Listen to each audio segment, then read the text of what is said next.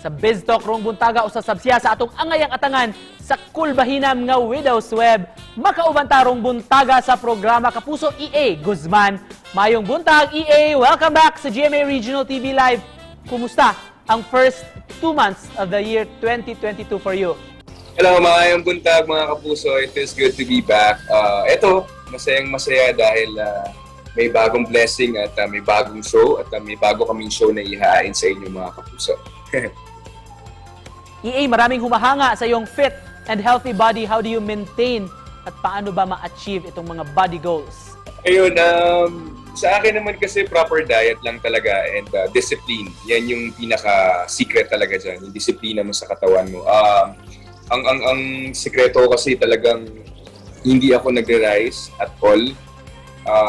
So ano yung kinakain ko lang is kung ano yung ulam, pinapapa ko lang siya, and then tapos pagka sa dinner naman, pag nasa bahay, nag-prepare ako ng chicken, ng fish. Tapos pag ganito mga lock-in taping, nagbabaon ako ng mga healthy foods. EA, many were touched when you gave your mom a brand new house as a gift. Gaano ka-importante itong moment na to for you? Sobrang saya.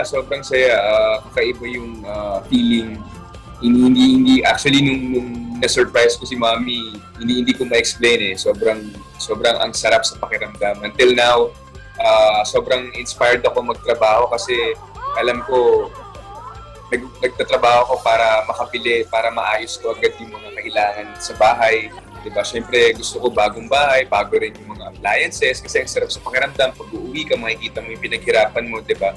So, ako ngayon, doble kayod and ginagawa ko rin siyang, kumbaga, hindi ginagawa, dinagdag ko rin siya bilang isa sa mga inspirasyon ko para magtrabaho ng mabuti, magtrabaho ng maayos. At ngayon, let's talk about Widow's Web na inaabangan na ng mga kapuso natin. What's going to be your role sa serye EA at anong mga preparations na ginawa mo na for the series? Sobrang swerte ko kasi napakaganda ng story and napakaganda ng material. Grabe kung mababasa nyo yung script namin. Mind-blowing, para kang nasa roller coaster ride, full of emotions. Kahit kaming mga cast dito, artista dito, hindi namin ine-expect na ganun yung impact sa amin ng story. Curious lang din kami, kahit kami hindi namin alam kung sino talaga yung may kasalanan, sino yung totoong kasalanan. So, marami kayong dapat abangan dito sa Widow's Web. Ako dito si Frank Kerubin, ang fiancé, ang lover, love interest ni Elaine, which is played by Pauline Mendoza. Si Frank is mabuting tao, mapagmahal, especially kay Elaine at sa pamilya niya. And gagawin lahat para lang maging masaya yung pamilya niya, mabuo yung pamilya niya. Preparations for this project, siguro the usual, lagi naman ako naghahanap ng pegs. Someone na pwede kong i-compare or itulad yung character, yung buhay personality niya doon sa character ko dito sa Widow's Web. So yung preparation ko doon is talagang pagdating ko dito sa set, kailangan kung ano yung role ko dito sa Widow's Web, yun ako. Hindi si EA, talagang si Frank. So, yun lang naman. EA, sinong co-actor ang na-challenge kang ka-eksena? At may particular scene ba na nahirapan ka? As of now, yung mga nakaka-eksena ko pa lang is, well, naka-eksena ko yung iba, pero parang mas lagi kong ka-eksena is si Pauline Mendoza, si Ryan Eigenman. Silang dalawa yung Adrian Alandi.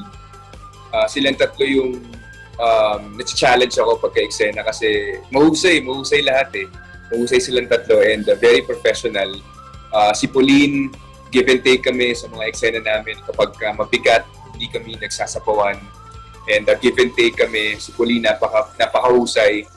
Hindi ko na-expect na ganun yung kaya niyang gawin sa pag-arte.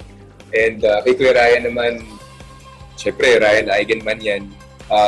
Kahit anong role kayang gawin. So, ang sarap ka-eksena. Si Adrian Alandi, same with Ryan Eigenman, kahit anong role din kayang-kaya. And kaya nung last scene namin, fight scene namin, medyo nasugatan ako ng konti kasi very intense yung eksena namin at dala kami pareha. So, ayun. What do you think, EA, are the lessons na matututunan naman ng ating mga kapuso when they get to watch this program? Yes. Marami. Actually, unang-una, yung maging honest ka, magsabi ka ng totoo.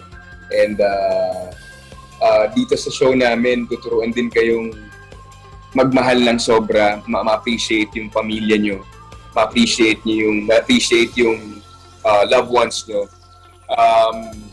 Dito sa story namin, ituturo din sa inyo na wag magpakalunod or wag mag-dwell dun sa gusto kong maging mayaman. Kasi hindi lahat ng mayayaman masaya.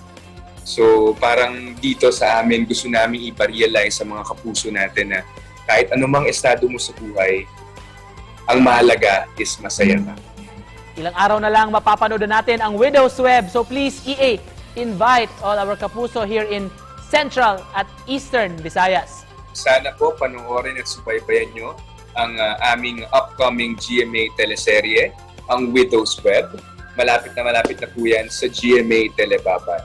Malalaman nyo po at alamin po natin kung sino po ba talaga ang totoong may kasalanan. Thank you so much for joining us, EA.